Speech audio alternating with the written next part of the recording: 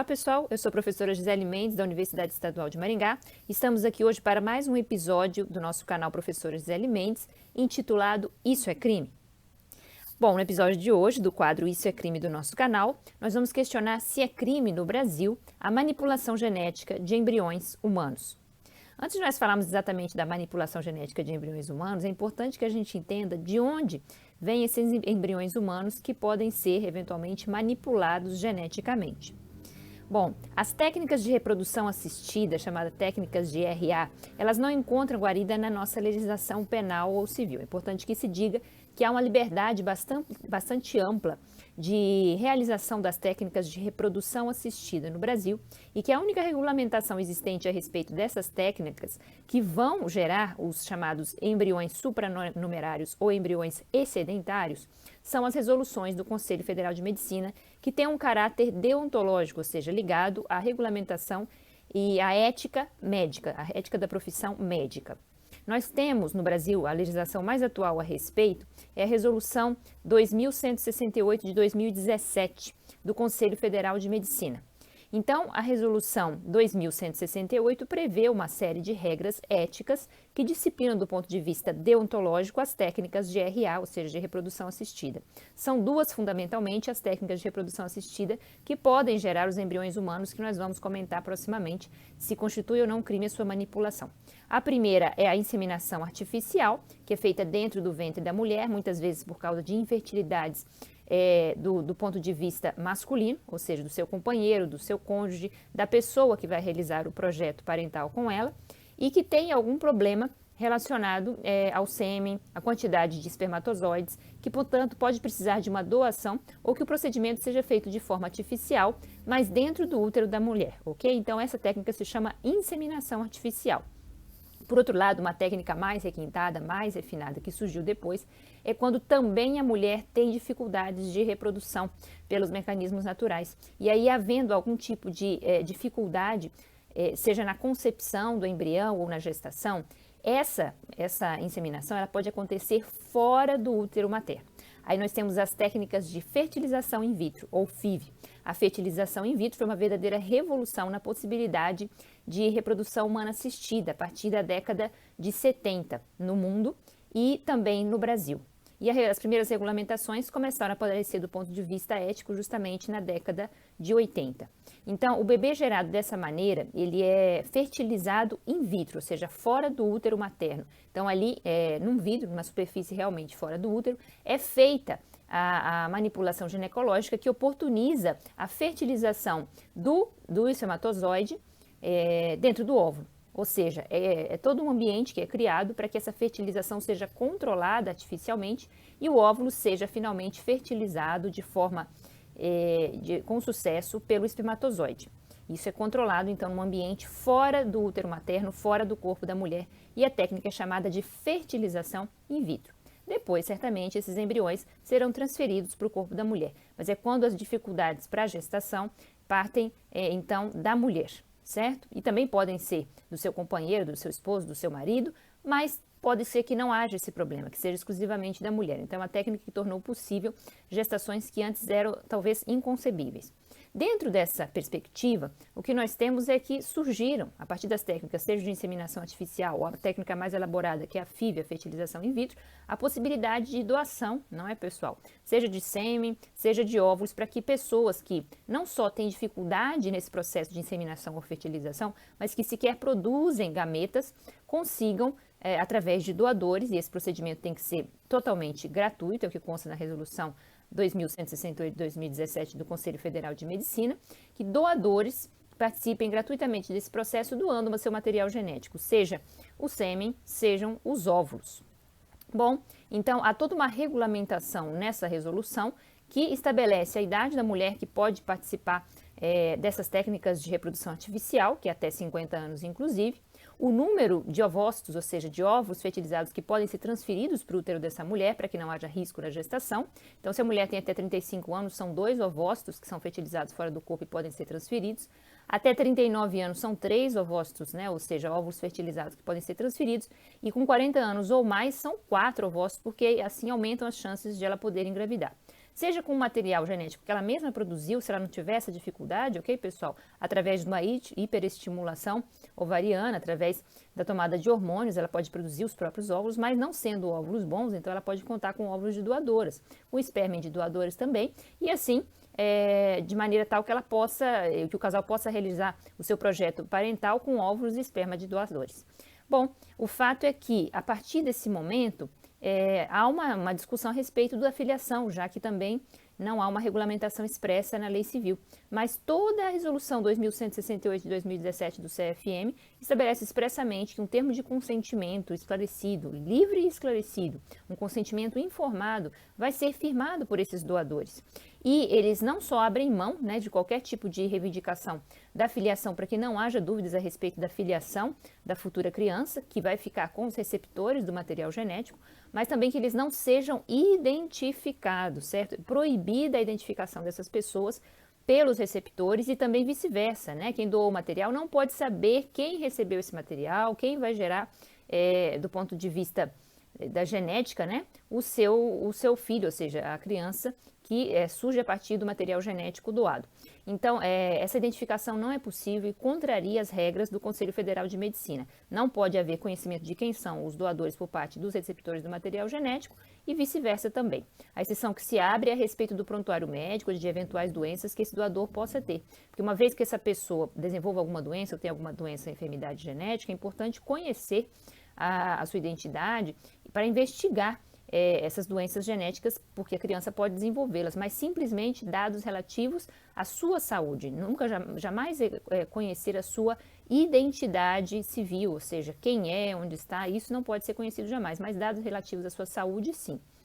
Outra coisa que se regulamenta na resolução 2168 do CFM é a chamada cessão temporária de útero ou maternidade de substituição, porque nesse caso, havendo uma dificuldade também para levar a cabo a gestação e, de acordo com a resolução, sendo autorizado o projeto parental de casais homoafetivos ou de pessoas solteiras, a resolução estabelece que tudo isso é possível no Brasil, não há nenhum tipo de restrição quanto a quem vai realizar o projeto parental, casais heteroafetivos, homoafetivos ou pessoas solteiras, pode haver, não é, a necessidade dessa cessão temporária de útero. E também aí um consentimento vai ser firmado para que fique claro que não há nenhuma perspectiva e nenhuma contestação da filiação, porque a gestante, né, uma vez terminada essa maternidade de substituição, essa cessão temporária de útero, vai entregar a criança para os seus genitores que vão realizar o projeto parental.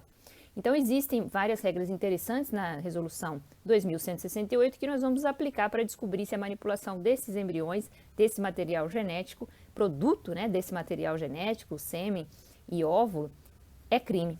Aí nós vamos para a Lei de Biossegurança. Eu vou deixar aqui no final o vídeo que comenta sobre a Lei de Biossegurança no Brasil, a Lei 11.105 de 2005, que teve a sua constitucionalidade contestada, porque essa lei de 2005, em 2007, ela sofreu todo um julgamento de uma ADINha 3510, nós falamos no julgado penal, cujo vídeo nós vamos colocar e indicar aqui no final para vocês, e é interessante porque a grande contestação foi a respeito da utilização de embriões humanos, né? A utilização irregular de embriões humanos. A Lei 11.105, a Lei de Biossegurança Brasileira, estabelece que é possível a utilização de embriões humanos para várias finalidades. É possível que esses embriões sejam doados com o consentimento dos genitores, né, de onde proveio o material genético, ou que iam realizar o projeto parental, mas não têm interesse, ou seja, sobraram embriões daquelas técnicas de RA. Eles podem doar para um casal infértil, eles podem autorizar a sua destruição, seu descarte, mas somente após 3 anos, ok? Então, aguarda-se 3 anos, até porque a pessoa pode se arrepender e voltar atrás. E, finalmente, eles podem doar para pesquisa, né, para realização de pesquisas sobre terapia gênica, pesquisas avançadas na medicina regenerativa e que podem curar doenças, como nós comentamos no julgado penal a respeito da DIN 3510. Essas 3 possibilidades estão no artigo 5º e necessitam sempre o consentimento dos doadores do material genético, daqueles que receberam material genético doado e iriam realizar o projeto parental, mas não querem mais os embriões, né? Então é necessário um consentimento também livre e esclarecido a respeito do destino deste material. O artigo 5º estabelece a possibilidade de que eles sejam, os embriões excedentários das técnicas de GRA, utilizados para fins de pesquisa e terapia, para cura de doenças como a gente mencionou, mal de Alzheimer, Parkinson, diabetes, enfim, há uma grande frente na medicina regenerativa a partir das células-tronco, como nós comentamos no julgado penal. A partir daí, nós sabemos, então, se é crime ou não manipular geneticamente esses embriões humanos, porque há uma seção dedicada na Lei de Biossegurança aos crimes relativos ao patrimônio genético humano. E no artigo 24 e no artigo 25, nós temos exatamente o que interessa aqui nesse nosso quadro, isso é crime. No artigo 24 está escrito que é crime manipular, utilizar de forma irregular, em desacordo com o artigo 5º da Lei de Biossegurança, embriões humanos. Ou seja, eu só posso utilizá-los nos fins expressamente constantes do artigo 5º. Com consentimento dos genitores, eu posso fazer a doação desse material para um casal infértil. Se eles assim entenderem, a partir de 3 anos, os embriões podem ser descartados e isso não configura aborto, ok, pessoal? Porque se trata de material genético que se encontra fora do útero da mulher e o aborto acontece dentro do útero de uma mulher, portanto, é um material que descartado não vai acarretar crime algum. E, finalmente, mais importante, o artigo 5º, ele permite a utilização para fins de pesquisa e terapia genética. Então, utilizar embrião humano de forma irregular, que não seja para essa finalidade de pesquisa e terapia ou para a realização de um outro projeto parental, é crime no Brasil com pena de 1 a 3 anos de reclusão, certo? Então, para qualquer outro fim, eu não posso utilizar esse embrião para fins relacionados, por exemplo, à indústria cosmética, outras finalidades egoísticas que poderiam suplantar a finalidade para a qual eles foram criados, que é a realização de um projeto parental, ou então para fins de pesquisa e terapia, como autorizou finalmente a DIN 3510 no Brasil. Por outro lado, nós temos o artigo 25. No artigo 25, mais explicitamente, nós temos que é crime manipular geneticamente célula germinal humana, zigoto humano ou embrião humano, com penas de 1 a 4 anos de reclusão. Então, vamos esclarecer isso aí. Aí é um pouco mais refinado, não é só o uso para esse ou aquele fim irregular que vai configurar o crime. Vai ser o refinamento, ou seja, a utilização das técnicas de engenharia genética ali no âmago, no seio da célula germinal humana. Células germinais humanas, a gente deve entender o óvulo e o espermatozoide. O zigoto humano, que é produto da fertilização do óvulo pelo espermatozoide, e finalmente o embrião humano.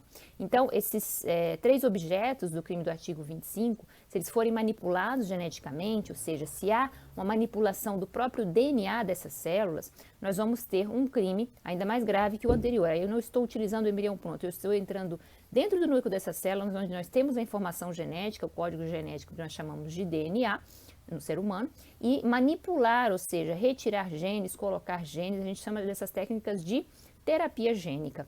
Isso não é possível no Brasil, nem com fins curativos daquele embrião, porque essas manipulações que acontecem em células germinais que vão formar um embrião no próprio zigoto, que é produto dessa fertilização, ou no embrião humano, que já está numa etapa mais evoluída, podem determinar alterações genéticas que vão se perpetuar para sempre na espécie humana. Então, há um risco aí de alteração do genoma humano, seja para o bem ou para o mal. Uma espécie de eugenia também não seria bem-vinda, que fosse para poder melhorar a saúde desse embrião. Então, considera-se que é crime no Brasil a manipulação genética do código genético de embriões humanos, mesmo que seja para fins de terapia daquele embrião, tá? É claro que isso é bastante polêmico, porque se for uma finalidade terapêutica para a cura de alguma doença daquele embriãozinho, até poderia se justificar, não é verdade, e abrir aí uma exceção dentro do elemento subjetivo especial, ou seja, excluídos os fins de pesquisa e terapia, porque o artigo 5º também permite que o embrião seja utilizado para pesquisa, então por que não, ao gerar um embrião, aí a gente pensa na perspectiva de um embrião que vai ser gestado, por que ele não poderia sofrer algum tipo de alteração no seu código genético para eliminar, por exemplo, alguma doença genética. Nesse sentido, a resolução 2168 do CFM, ela permite que haja seleção do sexo, se é para fins terapêuticos, ou seja, escolher o sexo da criança no Brasil somente se é para evitar alguma doença, como a hemofilia, que é ligada ao sexo masculino exclusivamente, então pode haver uma determinação do sexo para evitar que o embrião tenha hemofilia, e permite também a própria resolução do CFM que haja algum tipo de seleção genética para evitar doenças. Então, nós temos um embrião com uma doença e outro não, e aí o casal pode escolher aquele que não tem doença. Mas o que a lei 11.105 proíbe é que realmente não é a seleção genética, né, num sentido mais amplo, mas é que haja alguma alteração do código genético ali no núcleo dessas células para um aperfeiçoamento da saúde desse embrião. Então, essa manipulação genética, ela é crime no Brasil, ok? Bom, então manipular geneticamente embriões humanos ou utilizar irregularmente esses embriões para outros fins que não sejam terapêuticos constitui sim crime de acordo com a legislação brasileira, de acordo com a Lei de Biossegurança, a Lei 11.105 de 2005. Por hoje é só, espero que vocês tenham gostado do Isso é Crime de hoje e voltamos proximamente com mais episódios no nosso canal Professora Gisele Mendes. Muito obrigada.